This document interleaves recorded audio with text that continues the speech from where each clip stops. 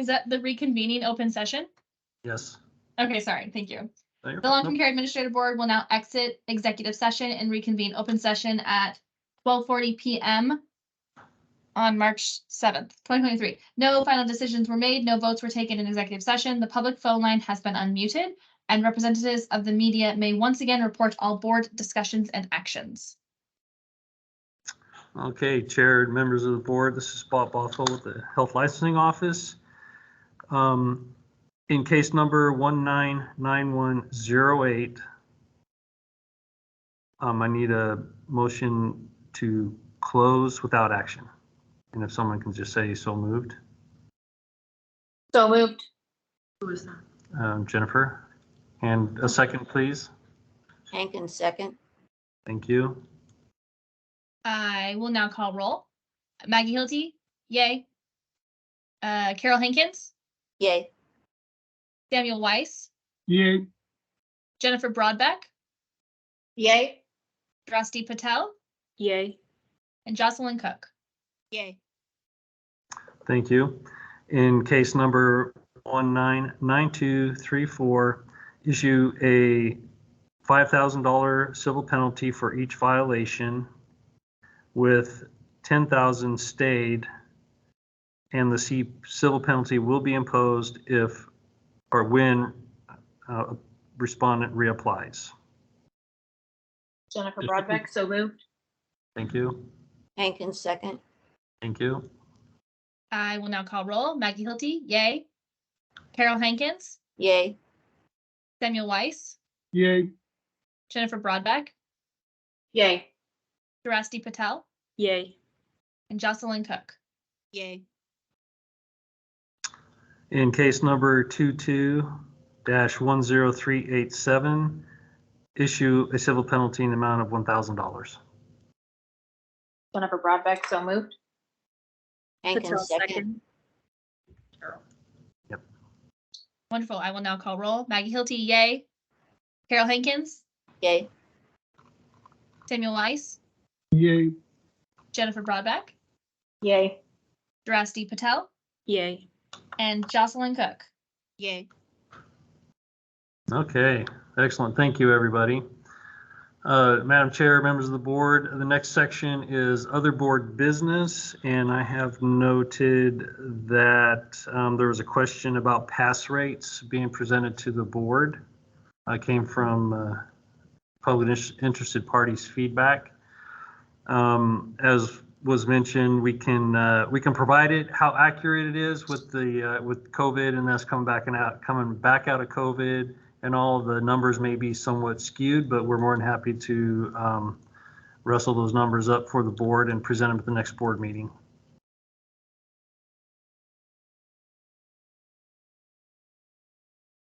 Good idea, bad idea? Good idea. I'm seeing some thumbs up. Okay, very good. Just for RCF. Just for residential care, or did you want to see them for? I personally would be interested in seeing long-term care or nursing administrators as well. Okay. Yeah, let's do both. Both. Oh. Gotcha. Is this a one-time or an ongoing? One-time deal or ongoing? Sorry, I'm parroting what Ann is saying. Honestly, I think it would fit well within our board report that we get twice a year. I think it would be interesting to track and trend, and it may also tell us if additional changes are needed. So I think maybe just add it ongoing. All right. I got a thumbs up over here from Ann. Yes. Thanks, Ann. She's waving. Okay, and then Carol had a question on how do cases come to the board? Did you mean cases coming to HLO, or how are cases decided what to bring to this group of folks? The latter. So early on, we were bringing everything to the board. I think Maggie was part of that and made the board meetings relatively long, and not that was too much of a factor, but a lot of the cases the board was coming up with the same decision that the investigator was coming up with, and I think we're mostly talking about the cases with surveys. And the board gave us the okay to not bring those to the board unless HLO had a question or had a concern about something.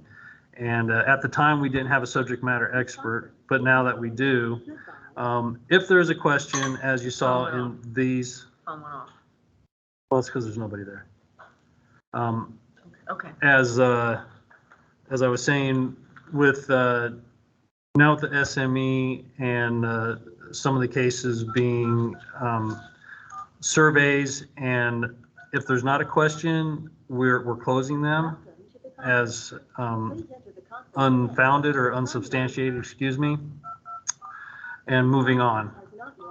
The boards with questions that I may have, or Travis may have, or Sarah or the subject matter expert might have, we will bring it to the group, to the board, to work with us on it to see if the additional investigation needs to be done, or if we've done our due diligence and the case can be closed one way or the other. A lot of information, but go ahead. Yes, Sam. Voice. I'm in agreement with that as long as the unsubstantiated applies to the actions of the administrator, not the incident which is being described, such as the possible abuse.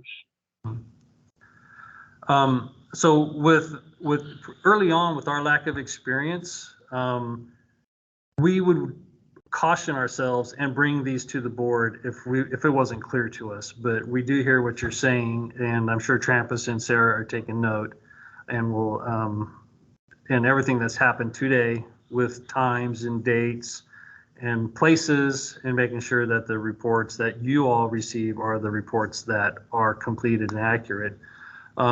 Yes, we will do that. But if we do have a question, we'll err on the side of caution and bring it to this group to make sure that we are all on the same page, and HL has done their due diligence to get these investigated appropriately.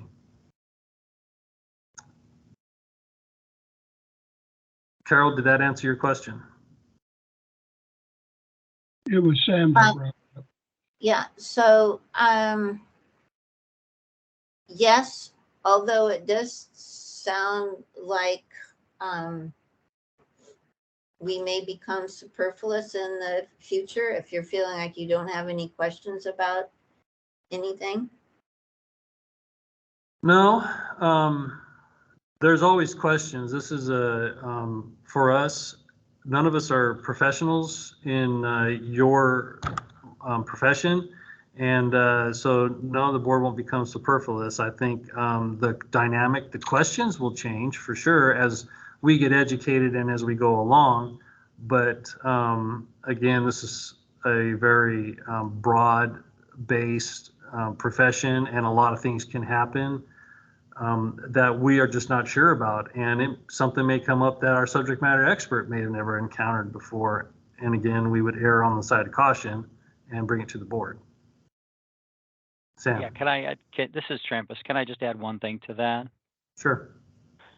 So anytime there's ever really a question about whether or not there was a violation with the administrator or not, that's going to come to the board. The only ones that wouldn't come to the board would be where there's just no connection to be found, with work through the investigation. We see no connection at all.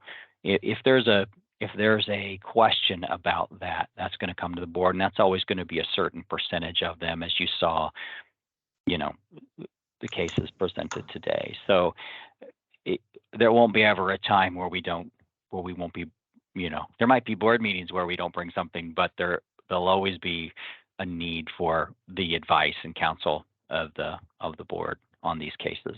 So it's just we're refining we're trying to refine, where that line is. And like I said, whenever there's any question at all or any open questions about it, we are always err on the side of bringing it to the board rather than just making some kind of judgment call on our end. That's at least how we've been functioning at this point. So. Sam, did you have another question? Yes, there's another issue that I'd like to bring up, if I may, at this time. When a person goes to the website and looks at the board members, it's easy to recognize who the doctor is. It's easy to recognize, pretty easy to recognize Carol or myself as at large. Maggie's description is pretty clear, and so is Jennifer's. But they're the only ones. And so it seems to me it would really help the public if the first line of the summary indicated which type of membership that person is on the board for, and actions taken more readily to get the new people to get their material onto the website. It's been some 6 months now since we don't know who Jocelyn or Darcy are in terms of background on the website. So I would appreciate some consideration of looking into doing that.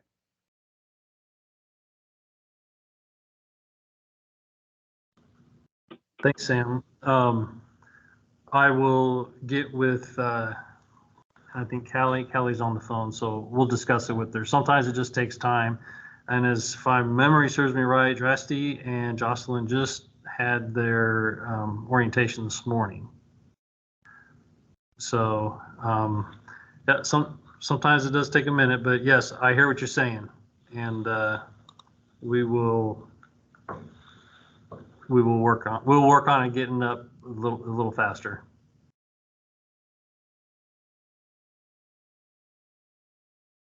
Thank you. My pleasure. All right, Madam Chair, members of the board, if Can I have one moment? Ann does Sorry. have some Sorry. information to fill in. Sorry. real quick. I don't mean to drag this out. I wanted to, because I talked to our two new folks, Jocelyn and Drusty this morning, and I forgot to mention, since we're in legislative session, I know you're all professionals and you're all members of the community. If you decide to participate in legislation, you are welcome to go testify. There's a lot of bills out there that might affect you professionally or personally. Just make sure if you decide to testify in person or in writing to acknowledge your role on the board, but say, while I'm a member of the board, I am here speaking as a parent, or I am here speaking as a member of this community, and get it on the record so that nobody can accuse you of speaking for the board, or they understand the lens that's on you at that particular time. And that's it. Thank you. Thank you, Anne. You're welcome. I'm sorry, I was going to take a quick note because I was writing a letter for something, so I want to make sure that I am getting that verbiage. So it's while I'm a member of Yes. the Say, long-term care ministry. Correct. I am a member of the Long-Term Care Administrators Board, under the Oregon Health Authority. I am testifying as, or this testimony is provided as, from me as a parent, and let them know the hat you're wearing when you testify or write that letter. Does that make sense? Awesome. Thank Yes, you, thank you. Jocelyn. Of course. All right. If there's nothing else, Madam Chair, members of the board. The Madam long-term Chair, care administrators board meeting is adjourned at 12:54 p.m. Okay, thank you, everybody, for